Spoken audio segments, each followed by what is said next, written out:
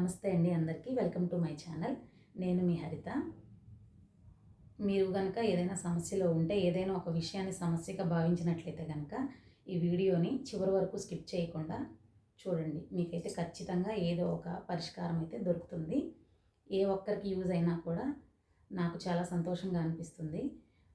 కృషితో నాస్తి దుర్భిక్షం అంటే ఏంటి నాయనా అని ఒక కళాశాల విద్యార్థిని అడిగితే అతను ఏం చెప్పాడో తెలుసా మీకు? కృషితో లభించేది నాస్తి అంటే శూన్యం అండి, పైగా దుర్భిక్షం కూడాను అని చెప్పాడంట. ఇది మనకి జోక్లా అనిపించినా కూడా నిజంగా జరిగినటువంటి సంఘటన ఇది. దాంట్లో అయినా చూసిన దాంట్లో అయినా ఎంతో కొంత మంచిని గ్రహించే వారి కోసం ఇటువంటి వీడియోస్ పోస్ట్ చేయాలనిపిస్తూ ఉంటుంది నాకు. అలా కోరిక కాదు, కోరికతో పాటు పట్టుదల కూడా కావాలి. కోరిక అనేది ప్రతి ఒక్కరికి ఉంటుంది, కానీ ఆ కోరికను తీర్చుకోవాలంటే మనం ఎంతో కొంత శ్రమ అయితే పడాలి కదా. పట్టుదల, శ్రమ రెండు ఉన్నప్పుడు మాత్రమే ఆ కోరిక నెరవేరగలుగుతుంది. ఫర్ ఎగ్జాంపుల్, మనం ఎంసెట్ రాసే విద్యార్థులందరికీ మంచిగా పాస్ అవ్వాలి, మంచి ర్యాంక్ రావాలని కోరిక ఉంటుంది. కానీ ఎవరైతే పట్టుదలతో శ్రమించి ఒక ప్రణాళిక రచించుకొని దాని ప్రకారం నడుస్తారో వారికి మాత్రమే విజయం అనేది లభిస్తూ ఉంటుంది. ఇప్పుడు మన శరీరం తీసుకోండి, ఒక మిషన్ అనుకోండి. దాంట్లో మనకి ఒక బ్యాటరీ ఉంటుంది. అదేంటంటే మన మానసిక శక్తి, మనం మనసుతో ఆలోచించేటువంటి విధానం. ఆ బ్యాటరీ ఎప్పుడు రీఛార్జ్ అవుతూ ఉండాలి. ఎప్పుడైతే దాన్ని రీఛార్జ్ చేయటం మీరు మానేశారో బ్యాటరీ కుంటుపడిపోతుంది, మన శరీరం డల్ అయిపోతుంది.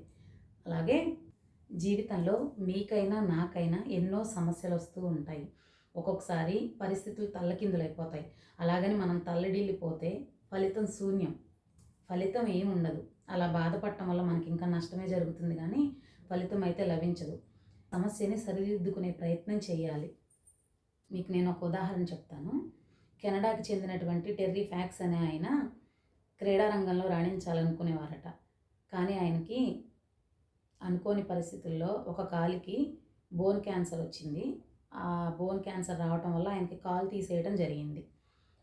కాలు తీసేసినప్పటికి కూడా ఆయన తన పట్టుదల వదలకుండా, ఆయన అభిరుచిని మర్చిపోకుండా కృత్రిమ కాలుని అమర్చుకొని ఆ కాలుతో కెనడా ఒక మూల నుంచి మరొక మూలకి మారథాన్ చేసి ప్రజలందరినీ దిగ్భ్రాంతికి గురి చేశారు. అలాగే వారు ఇచ్చిన విరాళాలను సేకరించి క్యాన్సర్ రీసెర్చ్ యూనిట్కి బహుకరించారు ఆయన. ఇట్లాంటి ఇన్స్పిరేషనల్ స్టోరీస్ మనం ఎన్నో చూస్తూ ఉంటాం, చదువుతూ ఉంటాం, వింటూ ఉంటాం, కానీ బుర్రకెక్కించుకోం అంతే. అది మన బుర్రకెక్కించుకొని ఎంతో కొంత మనకి సమస్య వచ్చినప్పుడు కనుక దాన్ని అప్లై చేసుకొని చూసుకుంటే మనం కూడా గొప్పవాళ్ళం కావచ్చు. మనం చేసే పనిలోనే మనం గొప్పవారిగా ఎదుగుతాం. విజయం సాధించాలి అనుకునే వారందరికీ విజయం లభించకపోవచ్చు, కానీ కొందరు అపజయం చెందిన తర్వాత కూడా తిరిగి ప్రయత్నాలు చేస్తూ ఏదో ఒక సమయానికి విజయం సాధిస్తారు. అటువంటి వాళ్ళని ఉత్తములు అంటారు. అపజయం చెందిన తర్వాత నీరసపడిపోయి నా వల్ల కాదు అనుకొని డ్రాప్ అయిపోయే వారిని పరాజితులు అంటారు. కొందరు వ్యక్తులు సమాజంలో ఒక ఉన్నత స్థానంలో ఉండాలనుకొని ఆశపడతారు, కానీ వారు ఆ స్థితికి చేరుకోలేనప్పుడు ఉన్నత స్థానంలో ఉన్నటువంటి వ్యక్తులతో పరిచయాలు పెంచుకొని వాళ్ళని డిన్నర్కి పిలవటం, వాళ్ళతో ఫోటోలు దిగి ఆనందించడం ఇట్లా చేస్తూ ఉంటారు. అటువంటి విజయాన్ని వారు ఆస్వాదిస్తూ ఉంటారు. అటువంటి విజయాన్ని నిరర్ధక విజయం అంటారు.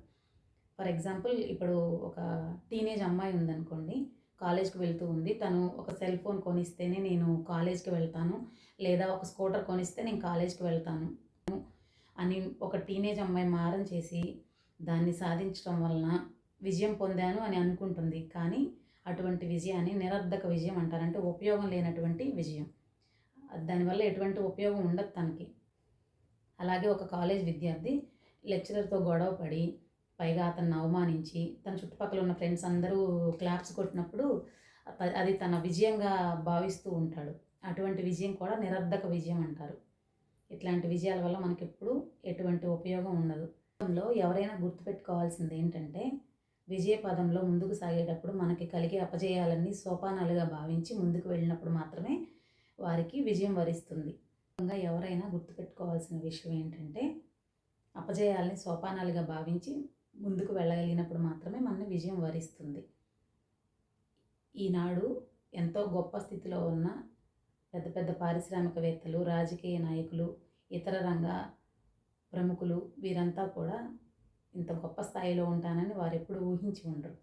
దీనికి కారణం వాళ్ళ అలుపెరగని పట్టుదల, శ్రమే. అలాగే ఇప్పుడు నేను మీకు విజేతలు, పరాజితులకి గుణాలు మీకు కొన్ని చెప్తాను. దాంట్లో మీరు ఎందులో ఉన్నారనేది ఒకసారి చెక్ చేసుకోండి. ఈ పని చాలా కష్టమే, కానీ నాకు సాధ్యం అనుకునేవాడు విజేత. ఈ పని సాధ్యం కావచ్చు, కానీ నాకు చాలా కష్టం అనుకునేవాడు పరాజితుడు. విజేతలు అనుకున్న పనిని అమలు చేసే ముందుగా ప్రణాళికలను సిద్ధం చేసుకుంటారు, దాన్ని ఆచరిస్తూ ఉంటారు. పరాజితులు ప్రణాళికలు మాత్రమే సిద్ధం చేసుకుంటారు, దాన్ని ఆచరణలో పెట్టడం అనేది జరగదు. నేను అనుకున్నది సాధిస్తాను అని అనుకుంటాడు విజేత. నాకు మంచి రోజులు వస్తాయని ఎదురు చూస్తూ కూర్చుంటాడు పరాజితుడు. నేను పలానా కులంలో పుట్టి ఉంటే చాలా గొప్పవాడిని అయ్యేవాడిని, నాకు తిరుగుండేది కాదు అనుకుంటాడు పరాజితుడు. నా ఎదుగుదలకి కులం అనేది ఒక అడ్డే కాదనుకుంటాడు విజేత. నేను చేయవలసింది చాలా ఉంది అనుకుంటూ అభివృద్ధి పనులు చేస్తూ ఉంటాడు విజేత. నేను ఎంత చేసినా ఈ పని తరగడం లేదు అని పని నుండి పారిపోతాడు పరాజితుడు. ఏదైనా తప్పు జరిగితే తన వల్ల జరిగింది అనుకుంటాడు విజేత. ఎవరో కుట్ర చేసి నన్ను ఇలా చేశారు అనుకుంటాడు పరాజితుడు. మొదలు పెడితే సహాయం చేస్తారు అందరూ అనుకుంటాడు విజేత. ఎవరు సహాయం చేయరు, నేను ఒంటరి వాణ్ణి అనుకుంటాడు పరాజితుడు. పని మొదలు పెట్టకుండా అందులో ఉన్న సమస్యల గురించి ఆలోచించేవాడు పరాజితుడు. సమస్యల పరిష్కారానికి మార్గాన్ని వెతికి ప్రణాళిక రచించేవాడు విజేత. తన వైఫల్యాలకు బాధ్యత వహిస్తాడు విజేత. తన వైఫల్యాలకు 100 కారణాలను చూపేవాడు పరాజితుడు. అలాగే నా జాతకం బాగోలేదు, నా సుడి బాగోలేదు అనుకుంటూ మీనమేషాలు లెక్కించుకుంటూ కూర్చునేవాడు పరాజితుడు. నా జాతకాన్ని నేను తిరిగి రాస్తాను అనుకొని ముందుకు సాగేవాడు విజేత. నేను పేదవాడిని, ఏ నాయకుల అండదండ లేదు నాకు అని కుంగిపోయేవాడు పరాజితుడు. నాకెవరి సహాయం అవసరం లేదు, నాకు అంతర్గత ప్రేరణ నేను ప్రతిరోజు కలిగించుకోగలను అనుకునేవాడు విజేత. నన్ను నేను నమ్మినాడు నన్ను అందరూ నమ్ముతారు అని ముందుకు సాగేవాడు విజేత. నన్నెవరూ నమ్మడం లేదు అని కృంగిపోయేవాడు పరాజితుడు. వీటిలో మీకు ఏ లక్షణాలు అయితే ఉన్నాయో ఒకసారి చెక్ చేసుకొని విజేతలు అవుతారా, పరాజితులు అవుతారా అనేది మీ నిర్ణయానికే వదిలేస్తున్నాను. కాబట్టి తక్షణం మేల్కొని ఎన్ని సమస్యలున్నా వాటిని ఎదుర్కోవడానికి ప్రయత్నం చేయండి. మధ్యలో ఎన్ని అడ్డంకులు వచ్చినా గజగీతగాడికి గడ్డిపోచ అడ్డం వచ్చింది అనుకొని ప్రయాణాన్ని ముందుకు సాగించండి. ఖచ్చితంగా విజయం మీ సొంతం అవుతుంది. Thank you for watching. మరొక వీడియోతో మళ్ళీ కలుసుకుందాం. అప్పటి వరకు సెలవు. నమస్తే.